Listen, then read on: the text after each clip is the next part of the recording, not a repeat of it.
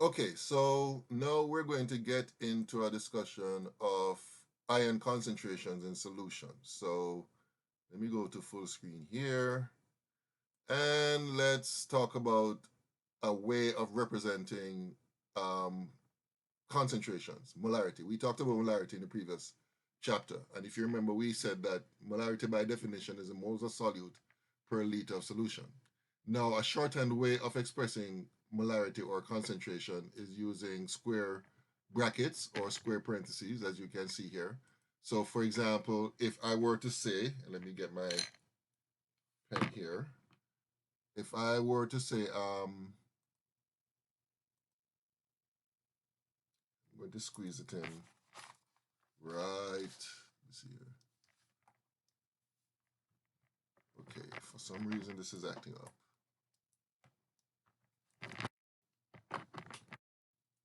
Okay, so if I were to say concentration of sodium chloride, then that would mean the same thing as this. This is a shorthand way of saying concentration of sodium chloride. Basically, you just put the symbol of sodium chloride within the square parentheses. So whenever you see anything looking like this, it means concentration of whatever is within the square parentheses or brackets. Okay, so what we're talking about here as an example is a 0.010 m solution, molar solution of sodium chloride. All right. So what will happen is that the sodium chloride, being ionic in an aqueous solution, will undergo complete dissociation to form sodium ions and chloride ions. And if you look at the stoichiometry of this equation, you will see that for every 1 mole of sodium chloride that goes into solution, it forms 1 mole of sodium and 1 mole of chloride ions.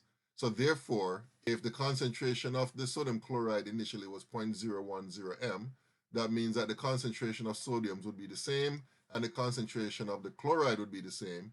And if you were asked to find the total concentration of the ions, then the total, I'm sorry, the total concentration, write this down here, the total concentration of the ions would be equal to 0.010 m plus 0.010 m, which would be equal to 0.020 m. All right? So that's basically how you'd calculate the concentration of each ion or the total concentration of all the ions present in the solution. Now, let me just give another example so that you understand fully how to deal with concentration of ions. Now, let's say you were asked, let's say it's the same 0.010 m solution, but let's say that the compound is potassium sulfate. So let's say the concentration of potassium sulfate in this example is the same as in the sodium chloride above, which is 0.010 m. Now, in this case, you'd have to look at what happens when this dissociates, when the potassium sulfate dissociates. So when this dissociates, solid, in an aqueous solution, you're going to end up with 2 potassium ions, aqueous, and a sulfate ion, which is also aqueous. So in this case, there's a 2-to-1 ratio between, well, there's a 1-to-2 ratio between the potassium sulfate and the potassium, and a 1-to-1 ratio between the potassium sulfate and the sulfate.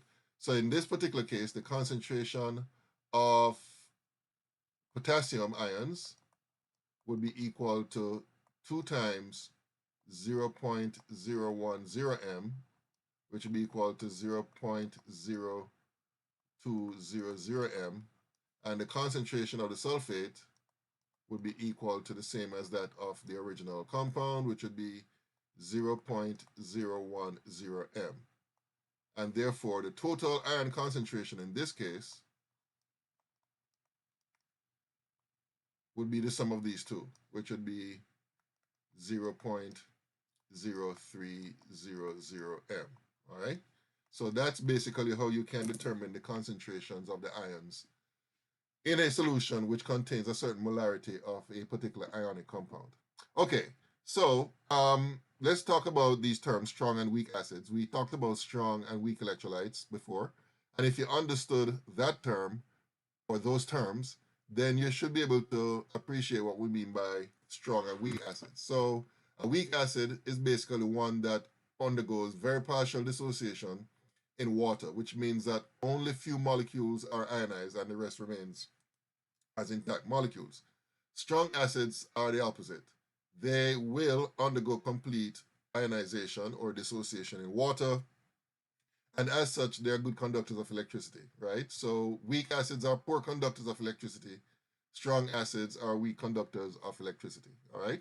So basically, weak acids and strong acids are respectively weak and strong electrolytes. It's just that we're applying the term weak and strong specifically to acids. And in fact, we met an example of a weak acid earlier, right? And that is acetic acid. If you, let me just go back quickly to the slide that I referred to earlier, right? This is the example I talked about of a weak electrolyte. It's actually a weak acid, which in this case is acetic acid, all right? Okay, so let me go back to where we left off. Now, very important point here in terms of representing what happens in the case of a weak acid when it dissociates. What you'll find is that conventionally speaking, the way we represent that dissociation is that we use a double arrow or two arrows pointing in opposite directions to indicate that the reaction or the dissociation of a weak acid does not go to completion. So here's the representation using acetic acid as an example. As you can see, we use arrows pointing in two different directions to indicate that not only do you have the forward reaction taking place, but you have the reverse reaction taking place as well, right? And as a result of that back and forth taking place, you're still going to have some undissociated acetic acid molecules present. And in fact, the amount of ions formed would be very small. And that's why acetic acid is a weak acid. And that is true for not only acetic acid, but pretty much the majority of organic acids, meaning acids that contains carbon, are weak acids, right? They're typically weak and they typically behave the same way as acetic acid where they undergo partial dissociation. So this here down below is a ball and stick model representation of what happens. This is the intact molecule dissociating to form the hydrogen ions and the acetate ion. Okay, let's move on now to strong acids. So we talked about weak acids. Strong acids are, of course, those acids we said before that undergo complete dissociation. And we have two examples of strong acids shown here. And the normal convention for writing strong acids or representing strong acids as opposed to weak acids is that in the molecular formula of strong acids, we write the hydrogen atoms first, right? So HCl or H2SO4, that's how we normally write the formula for strong acids.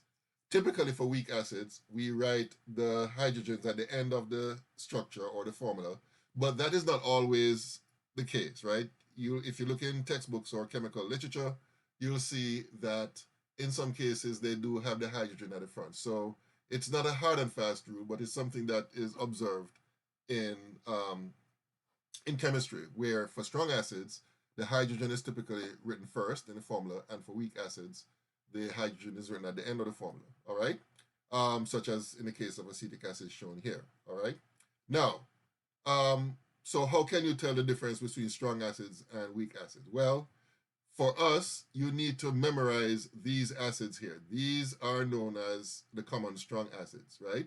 So basically, if you see these acids in any question, any formula, any equation, any reaction, then you can assume that these acids are strong acids. So we have the binary hydrogen compounds of hydrochloric acid, hydrobromic acid, and hydroiodic acid. These are strong acids.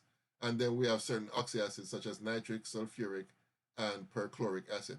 And let me just say something about sulfuric acid, which is kind of different among these acids here, because you'll notice that unlike the other acids, a molecule of sulfuric acid will have two hydrogen atoms. Now, that's important for us to consider in terms of the strength of the acid, because it turns out that the acid, H2SO4, can undergo dissociation or ionization in two steps. So let me show you how that is done. So H2SO4 can lose one hydrogen ion to form H plus and SO4 2 minus, right? I'm sorry, HSO4 minus, my bad. HSO4 minus. Let me take the minus 2 out. Okay, so back to my pen function. Okay, so in one step, in the first step, one hydrogen ion will dissociate and you're going to have HSO4 minus produced. And then the HSO4 minus can lose the other hydrogen ion to form H plus and SO4 2 minus. Now, the thing is that it turns out that the first dissociation is strong. In other words, all the H2SO4 molecules will be converted to these ions, right? But the other dissociation, where HSO4 minus loses the hydrogen ion, that is a weak dissociation. All right? So that's something that you need to keep in mind whenever we're talking about the dissociation of H2SO4. It's a strong acid, but it's strong because the first dissociation shown here is complete, right? The second dissociation is a partial dissociation, so therefore that dissociation is weak. So overall, the acid, sulfuric acid, is considered to be strong. Okay, so please memorize these 6 strong acids, all right?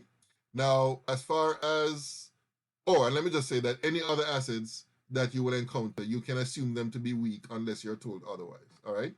Okay, now for strong and weak bases, the same idea applies. Typical strong bases are ionic hydroxides, which undergo complete dissociation in water.